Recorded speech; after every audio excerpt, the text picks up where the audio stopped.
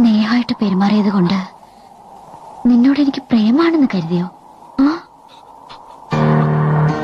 മഹിയെ ഇല്ലാതാക്കിയ എന്നോട് സുഖമായിട്ട് ജീവിക്കാന്ന് കരുതിയില്ലേ?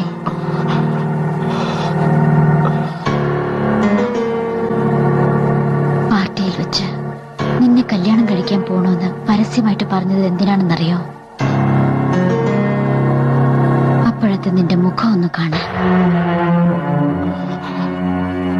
വിരിച്ചെടുത്ത വലയിൽ തന്റെ ഇര കുടുങ്ങിയെന്ന് കരുതി ചിരിക്കുന്ന ചിലന്തിയുടെ സന്തോഷം ഒന്ന് കാണാൻ. ആ സന്തോഷം നിനക്ക് ഞാൻ അറിഞ്ഞുകൊണ്ട് തന്നതാണ്. നിന്റെ അവസാനത്തെ സന്തോഷം. എന്നെ കിട്ടാനല്ലേ നീ മഹിയെ കൊന്നത്? എന്നെ കിട്ടിയില്ലെങ്കിലോ നീ ജീവിക്കും.